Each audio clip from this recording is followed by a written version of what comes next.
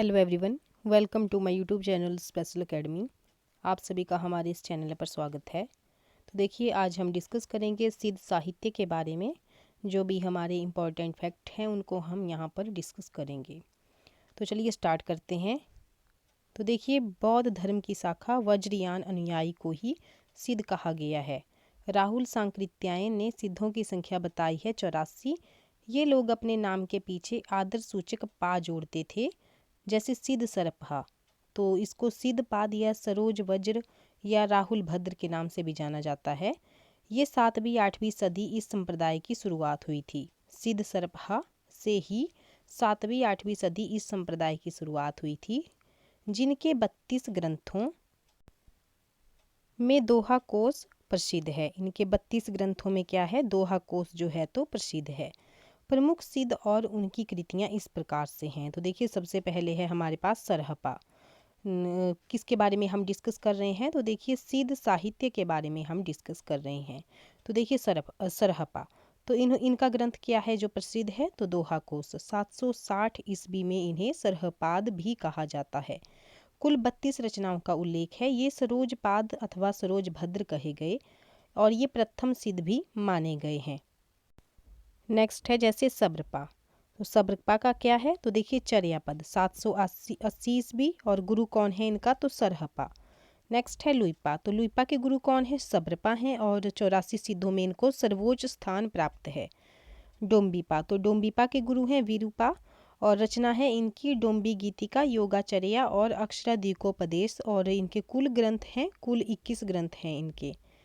Next है जैसे कण्हपा। तो कण्हपा के 74 ग्रंथों के रचयिता हैं ये और गुरु इनका कौन है, तो जलंधरपा। और नेक्स्ट है कुकुरिपा, ये 16 ग्रंथों के रचयिता हैं। नेक्स्ट है सिद्ध साहित्य के प्रमुख कवि और उनके ग्रंथ। तो देखिए जैसे सरहपा है, तो सरहपा के जो प्रमुख ग्रंथ हैं उनके बारे में यहाँ पर बताया गया है। जैसे दोहा कोश, उपदेश गीति, द्वादशोपदेश, डाकिनी गुह्या वज्र गीति, चर्या गीत और चित्तकोश अजवज्र गीति। और इनके कुल कितने ग्रंथ हैं, तो देखिए 32 ग्रंथ हैं। नेक्स्ट है जैसे सब्रपा। तो सब्रपा के जो ग्रंथ हैं वो हैं जैसे चर्यापद, सिद्धकुरु, वज्र योगिनी, आराधन विधि। नेक्स्ट है लुइपा। तो लुइपा के क्या हैं, जैसे अभिसमय विभंगम, तत्व स्वभाव, दोहा कोश और बुद्धोदय, भगवत अभिसमय और लुइपा गीतिका। ये किसके हैं, तो देखिए लुइपा के ये ग्रंथ हैं। नेक्स्ट है जैसे डोम्बिपा। तो डोम्बिपा के हैं अक्षरद्वीकोपदेश, डोम्बी गीतिका, नाड़ी बिंदु द्वारी योगचर्या। इनके कुल कितने ग्रंथ हैं, तो देखिए 21 इनके कुल ग्रंथ हैं। नेक्स्ट आएगा जैसे कण्हपा। तो इनके ग्रंथों के नाम है योग रत्नमाला, असंबंध दृष्टि, वज्रगीति, दोहा कोश, बसंत तिलक, काहनापाद गीतिका। नेक्स्ट है दारिकपा। तो तत्ता दृष्टि, सप्तम सिद्धांत, ओडियान विनिग्रत, महागय तत्वोपदेश। ये किसके हैं, तो दारिकपा के ये ग्रंथ हैं। नेक्स्ट है शांतिपा। तो शांतिपा के ग्रंथ कौन कौन से हैं, तो देखिए सुख दुख द्वय परित्याग।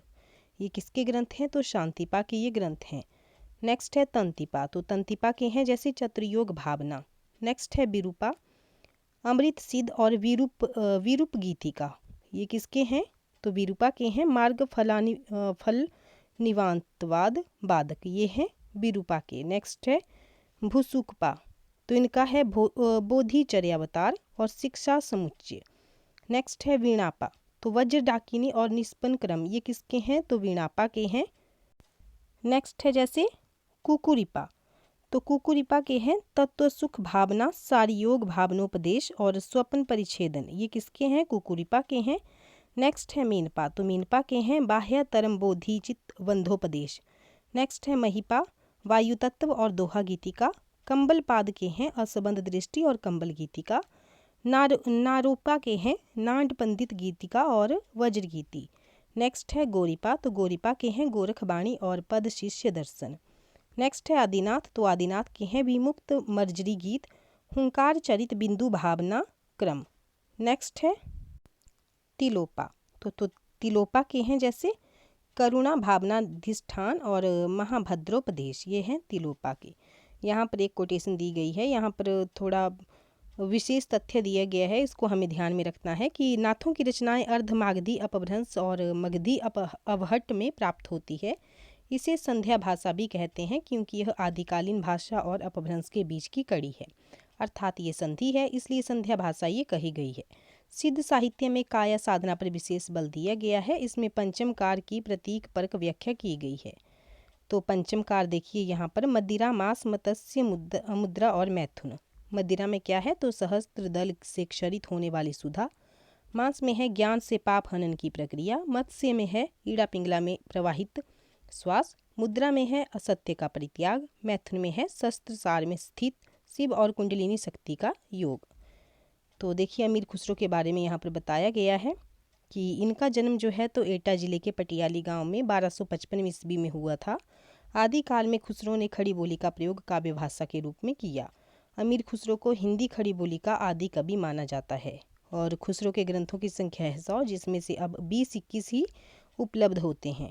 रचनाएं कौन कौन सी हैं तो देखिए खुसरो की पहेलियाँ, मुकरियाँ, दो सुकने, गजल, खाईनूल, फतूह, नूर सिमेहर, आशिका, किरान, उस सादेन, ये सब क्या हैं तो इनकी रचनाएं हैं। और अमीर खुसरो की जो हिंदी रचनाएं हैं वो हैं जैसे खाली कबारी, दीवाने हिंदवी और हालाते कन्हैया, ये क्या हैं इनकी हिंदी रचनाएं हैं।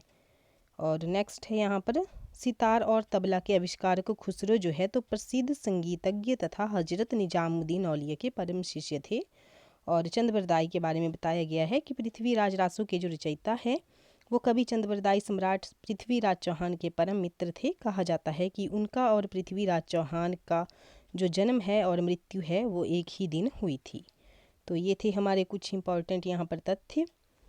तो अगर आपको हमारी ये वीडियो अच्छी लगी है तो वीडियो को लाइक ज़रूर करें और हमारे चैनल को सब्सक्राइब ज़रूर करें। मिलते हैं नेक्स्ट वीडियो में। Thank you.